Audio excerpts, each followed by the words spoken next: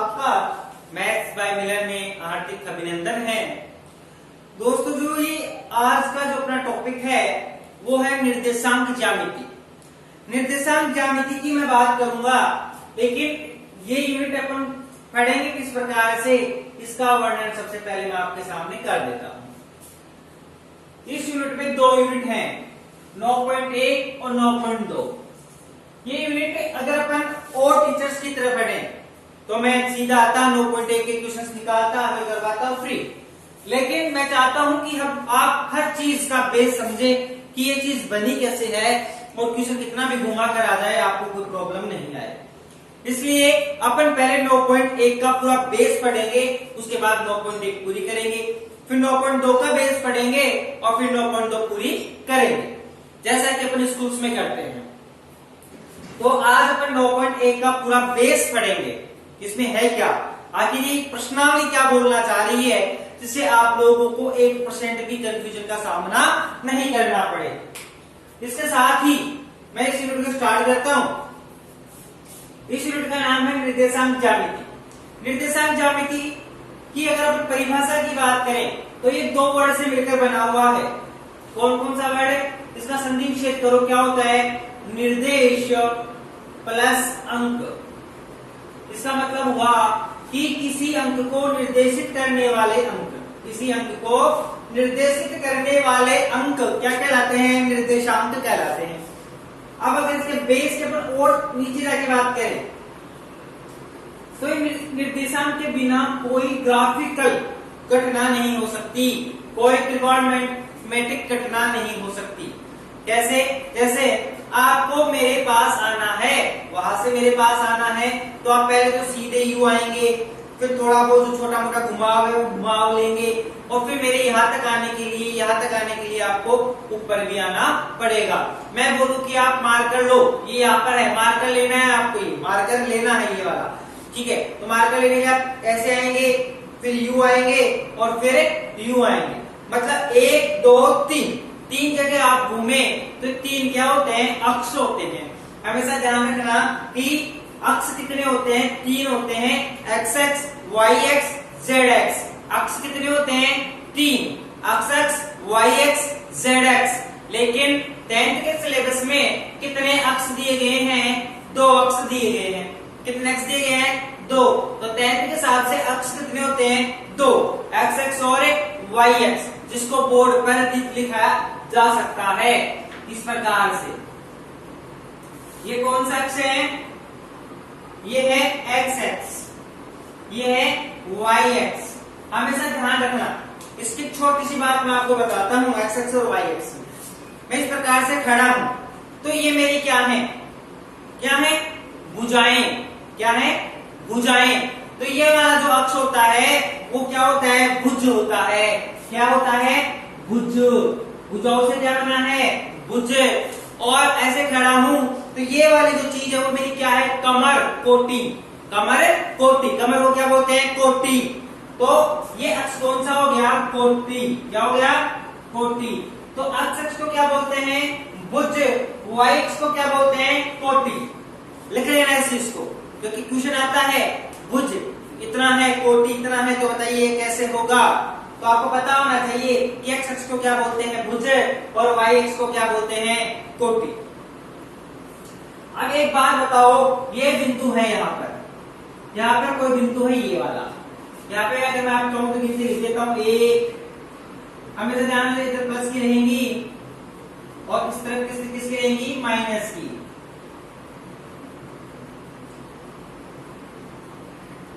नीचे किसकी रहेंगी, माइनस की। ऊपर किसकी रहेंगी, प्लस की।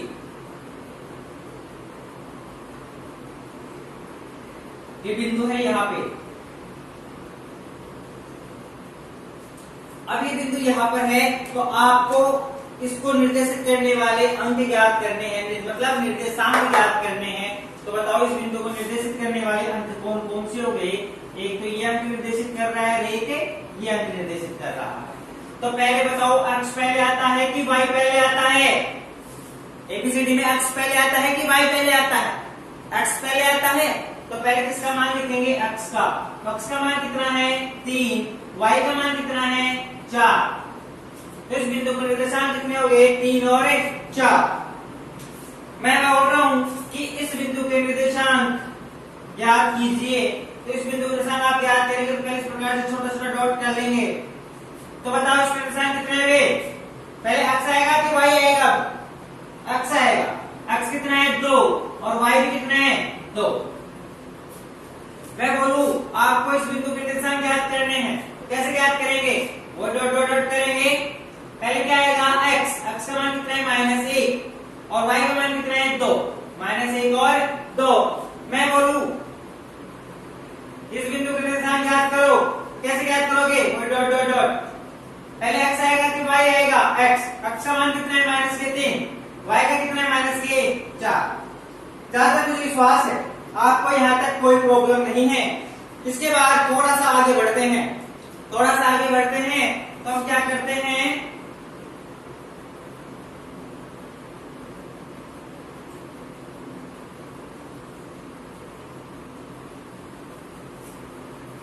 क्वेश्चन आपको बोलेगा कि 5 और 4, 3 और -2, 1 और 6, 1 और 4, बताओ कहाँ है।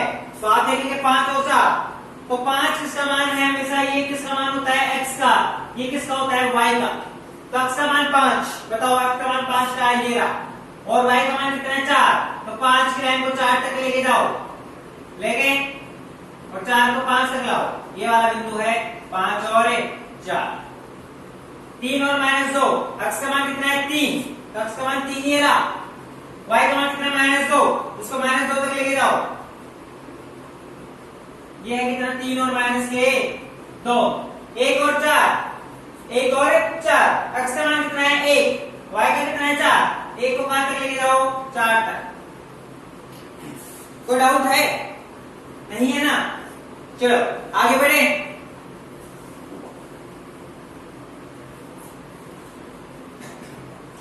हमेशा ध्यान रखना कि निर्देशांक ज्यामिति में जो घड़ी चलती है वो एंटी क्लॉक चलती है, घड़ी के विपरीत चलती है। ये हमेशा फर्स्ट चतुर्थांश, ये सेकेंड, ये थर्ड और ये फोर्थ, इसमें दोनों पॉजिटिव होते हैं, क्योंकि ये भी पॉजिटिव है, ये भी क्या है पॉजिटिव है। इसमें ये नेगेटिव है और ये क्या है पॉजिटिव है। हमेशा ध्यान रखना है चिन्ह हो चाहे संख्या हो, पहले किसका आएगा x का, उसके बाद किसका आएगा माइनस का, सॉरी पहले किसका आएगा x का, फिर किसका आएगा y का। इसमें दोनों माइनस माइनस रहेंगे और इसमें प्लस माइनस। इसको बोले तो पीपी ने एनपी को एनएन से पीएन करवाया, पीपी ने एनपी को एनएन से पीएन करवाया। ये चिन्ह याद रखने का तरीका है।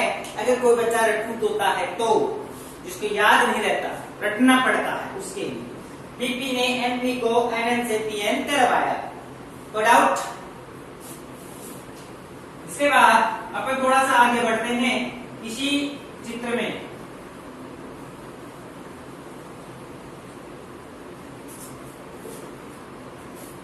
ये जो यूनिट है इसमें 3 चीज है। कितनी चीज है? 3 चीज। ये भाग चैप्टर 3 भागों में बटा हुआ है।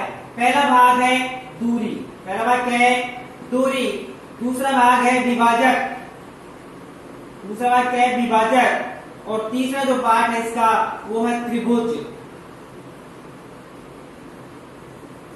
इसके 3 भाग हैं, दूरी, विभाजक और त्रिभुज। तो सबसे पहले हम इस प्रश्नावली का पहला टॉपिक करेंगे दूरी। पहला टॉपिक क्या है? दूरी। और इस दूरी के टॉपिक से ही 9.1 पूरी क्लियर हो जाएगी। तो दूरी का मतलब मैं आपको बताता हूं क्या होता है। जिसमें 2 बिंदु देंगे आपको और ये वाली दूरी पूछेगा, भाई ये दूरी कितनी है? ये है दूरी, डिस्टेंस बिटवीन द पॉइंट्स, 2 बिंदुओं के मध्य दूरी। तो ये दूरी कैसे ज्ञात करते हैं? तो पहले तो अपन इसका सूत्र बनाना सीखते हैं और फिर अपन क्वेश्चन करना सीखेंगे। क्या सीधा मैं आपको सूत्र लिखवा दूं? सूत्र बनाना नहीं सीखोगे, चलो कोई नहीं। अपन सीधे इक्वेशंस करते हैं। तो जो दूरी होती है वो आपको थोड़ा सा बता देता हूं, ठीक है। दो बिंदु है, एक बिंदु ये है, एक बिंदु ये है। आपको दो बिंदुओं के मध्य दूरी पूछ रहा है, इस बिंदु के मध्य और इस बिंदु के मध्य दूरी बताइए। तो आप क्या करेंगे, इस बिंदु को यहाँ से नीचे मिला देंगे, इस बिंदु को यहाँ से नीचे मिला देंगे, क्योंकि इस प्रकार से तो मिलेगा। कैसे? अरे ये मिल गया और ये वाला ये मिल गया। इन दोनों को मिलाने पे ये क्या प्राप्त हो गया बीच में आपको? समकोण त्रिभुज।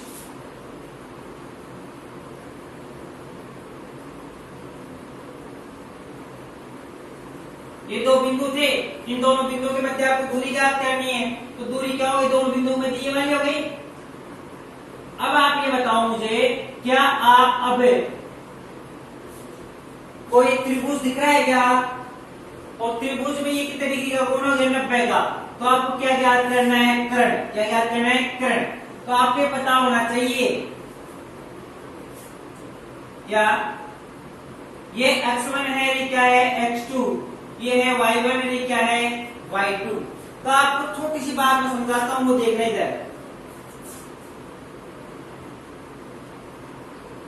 ये 5 है, ये 5 है और ये पूरी 10 है।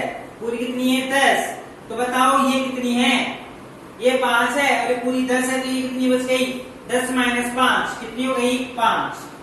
मैं बोलूं ये 3 है, ये कितनी है? 3 और ये पूरी 10 है, यहां से लेके यहाँ तक कितनी है? 10। ये 3 है तो ये कितनी बच गई? 7। कितनी बच गई? 7। मैं बोलूं कि ये 8 है तो ये कितनी बच गई? पूरी है तो 2। आपको कैसे पता लगा कि पूरे के अंदर से जो देगा उसको घटा दो?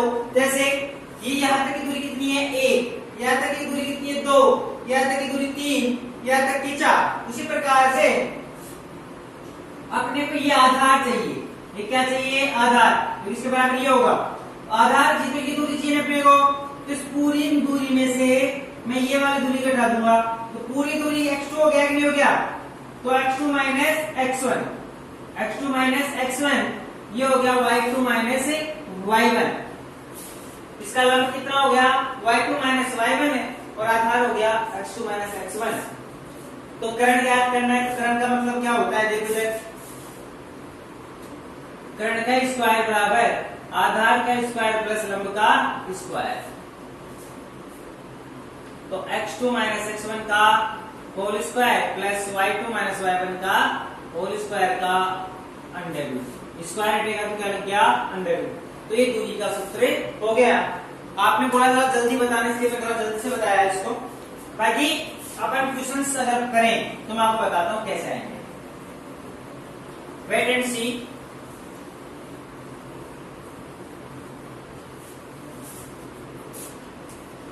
देखो ये यूनिट सबसे इजी यूनिट है अगर देखा जाए तो।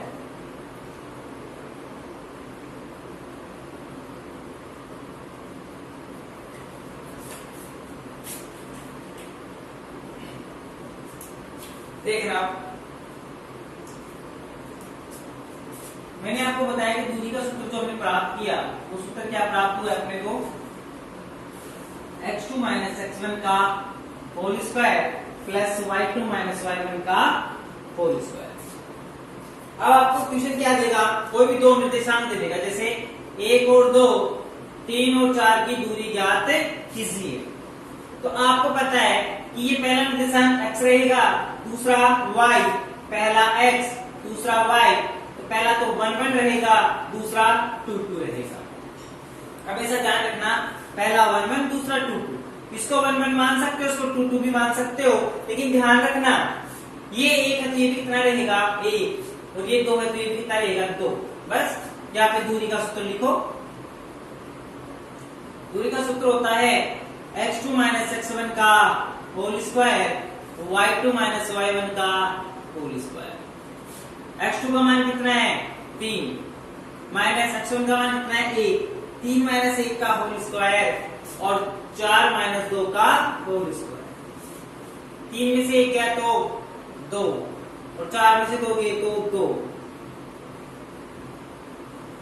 2 दूनी 4, 2 दूनी 4, 4 4 8। कोई डिफिकल्टी नहीं है, क्योंकि कोई भी दो निर्देशांक आपको देगा और दो निर्देशांक देगा तो आपको x1 y1 मानना है, x2 y2 मानना है और x2 माइनस x1 और y2 माइनस y1 आपको कर देना है। हमेशा ध्यान रखना इनका चिन्ह अलग होता है, ये वाला चिन्ह अलग होता है। अगर यहाँ पे कोई माइनस की संख्या आती है, जैसे यहाँ पे -1 होता तो यहाँ पे -1 इस प्रकार से लिखा जाता, तो माइनस से माइनस क्या हो जाता है, ये प्लस हो जाता, 3 3 4 हो जाता है। तो इस बात का आपको विशेष ध्यान रखना है, ठीक है। अब आपको थोड़ा सा इस चैप्टर से हट के आता हूँ और आपको जोड़ वाक्य में सिखाता हूँ। क्षमा करना, मुझे नहीं पता आपको जोड़ वाक्य आते हैं कि नहीं आते, लेकिन मैं मेरा ट्रिक सिखाना आपको उचित समझता हूँ। देखो बेटा, हमेशा ध्यान रखना कि जब चिन्ह समान हो, ध्यान रखना क्या, दो लाइन में आपको बताता हूँ केवल, चिन्ह समान हो और चिन्ह असमान हो। हमेशा ध्यान रखना, चिन्ह समान होते हैं तो जोड़ होता है और चिन्ह असमान होता है तो बाकी होता है। और हमेशा रिजल्ट के जो चिन्ह आता है, रिजल्ट के जो चिन्ह आएगा वो हमेशा बड़ी संख्या का आएगा। किसका आएगा, बड़ी संख्या का। जैसे -4 कितने हुए, चिन्ह समान है कि असमान है, समान है, 4 4 8, 4 4 8, चिन्ह किसका आएगा, प्लस का आएगा। बड़ी संख्या कौन सी, 4 ही है, माइनस का ही आएगा। माइनस के 5 प्लस के 4, चिन्ह समान है कि असमान है, असमान है, तो 5 में से 4 गए तो 1, चिन्ह किसका आएगा, बड़ी संख्या। माइनस के 5 माइनस के 3, चिन्ह समान है कि असमान, समान, तो 5 से 3 8, चिन्ह किसका आएगा, माइनस का। बड़ी संख्या कौन सी है, माइनस। इस बात को आपको ध्यान रखना है। ये जो 3 एग्जाम्पल मैंने आपको दिए हैं, अगर फिर भी इसमें आपको प्रॉब्लम आती है जोड़ वाक्य में, आप मुझे कमेंट में बताना, मैं जोड़ वाक्य का पर्टिकुलर एक पूरा वीडियो में डाल दूंगा, बहुत जल्दी डाल दूंगा, आप देख लेना। इसके बाद जो मैं अभी लिखने जा रहा हूं, उन चीजों को आपको याद करना है, बहुत अच्छे से याद करना है, और मेरे साथ साथ अगर आप चाहें तो लिख भी सकते हैं।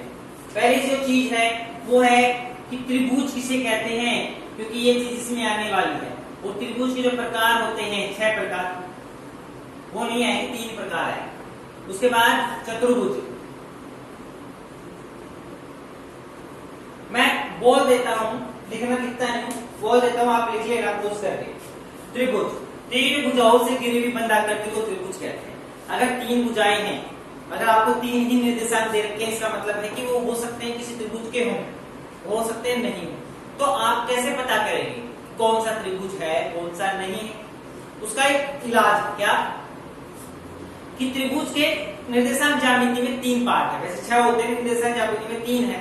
कौन कौन से, समबाहु, विषमबाहु, समबाहु, विषमबाहु, समद्विबाहु। समबाहु त्रिभुज, समबाहु त्रिभुज का मतलब होता है सम यानी समान, सम यानी समान। समबाहु, समबाहु का मतलब होता है सम यानी समान, बाहु यानी भुजा, जिसकी सारी भुजा समान हो, वो कौन सा त्रिभुज होता है, समबाहु त्रिभुज होता है। उसके बाद आता है समद्विबाहु, उसके बाद क्या आता है, समद्विबाहु। समद्विबाहु का सम यानी समान, द्वि यानी 2 और बाहु यानी भुजा, जिसकी 2 भुजा समान हो, वो कौन सा त्रिभुज आता है, समद्विबाहु त्रिभुज। इसके बाद आता है विषमबाहु, विषमबाहु, विषम यानी एक भी समान नहीं है, बाहु यानी भुजा, वो कौन सा त्रिभुज होता है, विषमबाहु त्रिभुज होता है। इसके बाद चतुर्भुज की बात करते हैं। चतुर्भुज होता है आयत, वर्ग, समचतुर्भुज और समांतर चतुर्भुज, और एक होता है विषम चतुर्भुज। तो देखो आयत, आयत में और समांतर चतुर्भुज में क्या अंतर है वो बताऊंगा अलग से, इन दोनों में क्या अंतर है वो बताऊंगा। देखो आयत की आमने सामने की भुजा बराबर होती है, आपको पता है। वर्ग की चारों भुजाएं बराबर होती है, आप जानते हैं। समचतुर्भुज की भी चारों भुजाएं बराबर होती है, आप जानते हैं। समांतर चतुर्भुज, समांतर यानी आमने सामने, समांतर यानी आमने सामने, आमने सामने की भुजाएं बराबर होती है समांतर चतुर्भुज की, आप जानते हैं। तो आप कंफ्यूज हो जाओ ना कि आयत की भी आमने सामने की भुजा समान होती है और समांतर चतुर्भुज की भी आमने सामने की भुजा समान होती है। फिर अंतर क्या है, विकर्ण का। किसका अंतर है, विकर्ण का। आयत में आमने सामने की भुजाएं और विकर्ण बराबर होते हैं, वर्ग में सारी भुजा समान व विकर्ण बराबर होते हैं। समांतर चतुर्भुज में आमने सामने की भुजा बराबर और विकर्ण असमान होते हैं, मतलब इसमें विकर्ण अलग अलग होते हैं। समचतुर्भुज में चारों भुजाएं बराबर और विकर्ण अलग अलग होते हैं। इस समय तो सब कुछ ही अलग अलग होता है। आपको ये चीजें आनी चाहिए। अगर ये चीज आती है तो 9.1 का आपको 70% हिस्सा आ गया, क्योंकि दूरी निकालना कोई डिफिकल्टी नहीं है। बात ये होती है कि आपको पूछेगा कि क्या ये आयत बना रहा है, क्या ये समचतुर्भुज बन रहा है, तो आपको आयत की परिभाषा आएगी, तभी तो बताएंगे ना कि ये आयत है कि नहीं है। तो कैसे देखेंगे? 6 भुजाएं आपके पास, 6 भुजाओं के माप आ गए, तो आप कैसे देखेंगे? साफ आमने सामने की भुजा भी बराबर है, विकर्ण भी बराबर है, तो ये आयत है। चारों भुजाएं बराबर है, विकर्ण बराबर है, तो आप बोलेंगे साहब ये तो वो वर्ग है। आप चारों भुजाएं तो बराबर आ गई, लेकिन विकर्ण बराबर नहीं है, तो आप बोल देंगे कि समचतुर्भुज है ये तो आमने सामने की भुजा बराबर आ रही है और विकर्ण बराबर नहीं है, तो आप बोल देंगे समांतर चतुर्भुज है। और कुछ भी बराबर नहीं है तो आप बोल देंगे कि विषम चतुर्भुज है साहब, इसका तो कुछ भी बराबर है नहीं। कोई डाउट क्या तक? अब मैं इसकी इंपॉर्टेंट चीज आपको बताता हूं। कैसे? देखो,